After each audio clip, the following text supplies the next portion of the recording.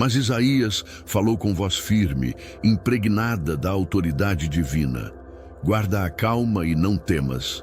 Não desanime teu coração por causa destes dois tições fumegantes, porque embora Síria e Israel conspirem contra ti, isso não prosperará, nem acontecerá. Acas respirou fundo. Poderia ele realmente confiar naquela palavra? Isaías olhou firme em seus olhos e acrescentou uma advertência que ressoaria por toda a história de Judá. Se não crerdes, com certeza não permanecereis.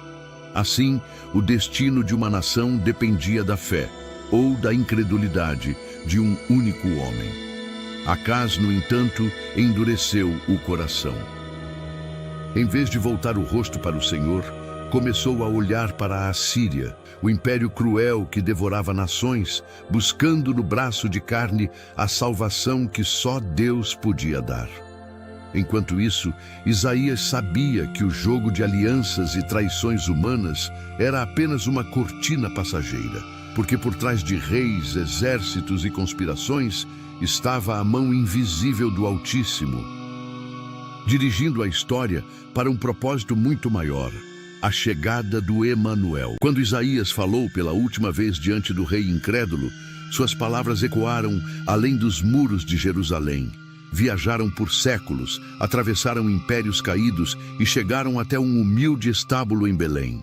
Eis que a Virgem conceberá e dará à luz um filho e chamará o seu nome Emanuel. Emanuel, Deus conosco. 3 palavras capazes de mudar o rumo da história. Porque não se tratava apenas de um sinal político, não era um simples consolo diante da Síria ou de Efraim. Era um anúncio de proporções cósmicas. Aquele que se assenta num trono alto e sublime, rodeado de serafins que clamam Santo, Santo, Santo. Esse mesmo Deus desceria, se faria carne, habitaria entre nós.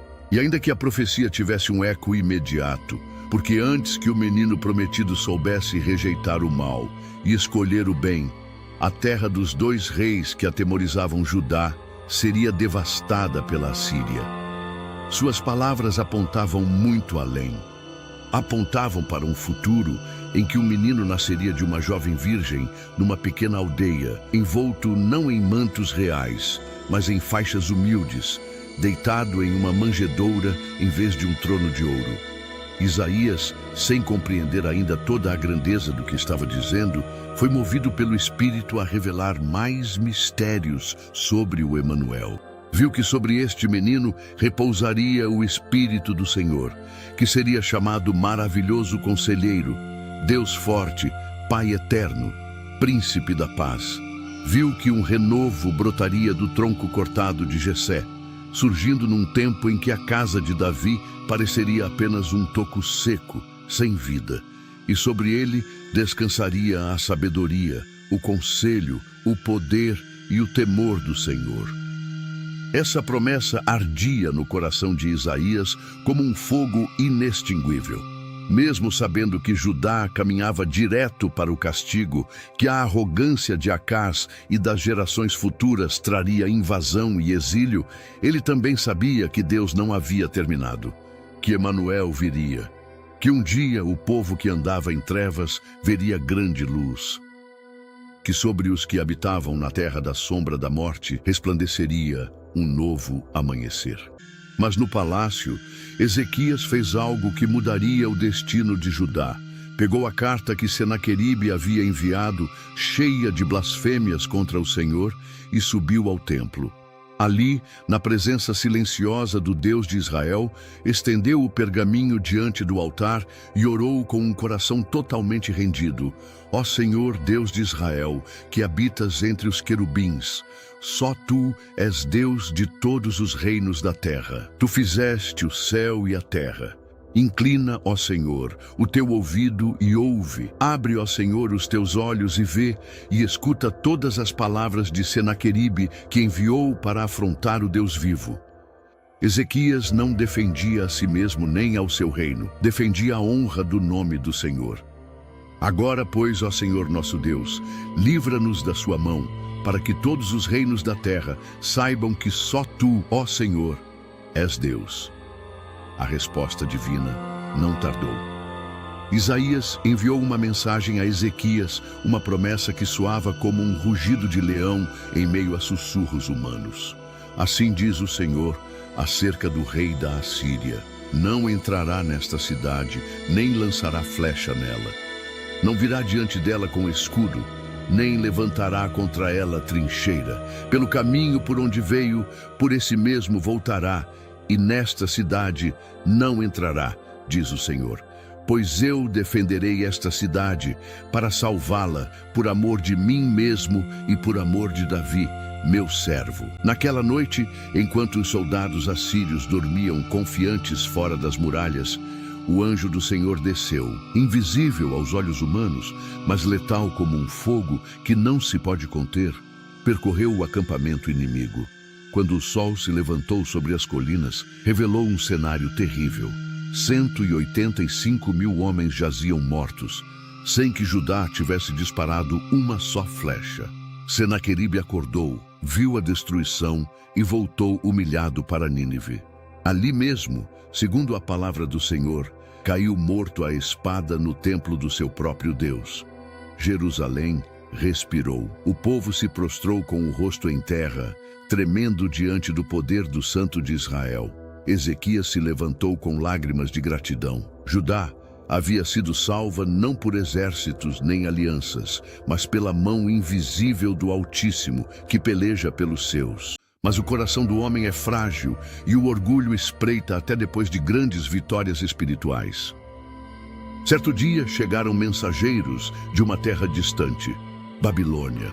Seu rei, Merodach-Baladã, havia ouvido falar da doença e da recuperação milagrosa de Ezequias, e enviou cartas e presentes para felicitá-lo. Na verdade, Babilônia começava a despertar como um poder emergente, buscando alianças para se rebelar contra a Assíria. Ezequias os recebeu com hospitalidade. Mostrou-lhes seus tesouros sem reservas, a prata, o ouro, as especiarias, os bálsamos preciosos, seu arsenal e tudo o que havia em seus depósitos reais. Não houve nada em sua casa, nem em todo o seu domínio, que não lhes mostrasse.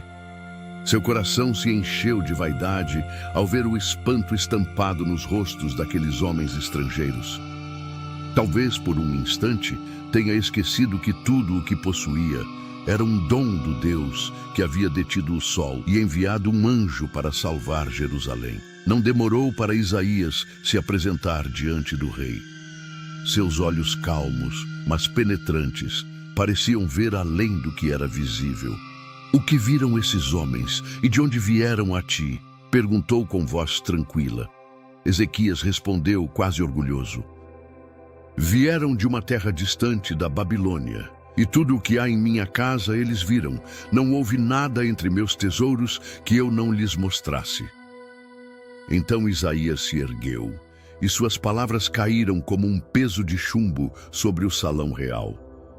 Ouve a palavra do Senhor dos Exércitos. Eis que virão dias em que tudo o que há em tua casa e tudo o que teus pais acumularam até hoje será levado para a Babilônia. Nada ficará, diz o Senhor. E dos teus filhos, que sairão de ti, que tu gerarás, eles tomarão, e serão eunucos no palácio do rei da Babilônia. Isaías contemplou o Messias de forma tão viva que o descreveu como se já caminhasse entre eles.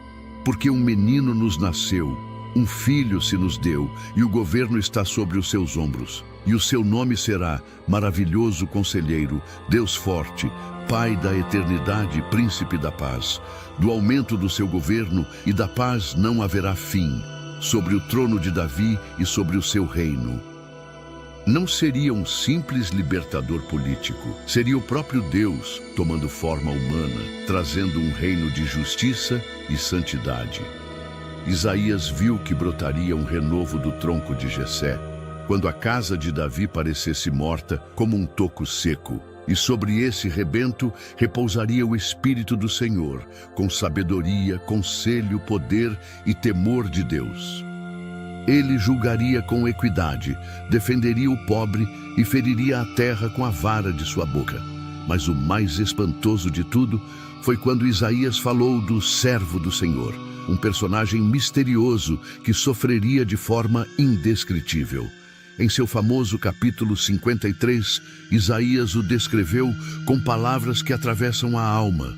Desprezado e rejeitado entre os homens, homem de dores e que sabe o que é padecer.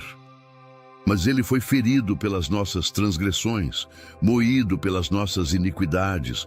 O castigo que nos traz a paz estava sobre ele, e pelas suas feridas fomos sarados. Como poderia aquele exaltado ser humilhado de tal forma?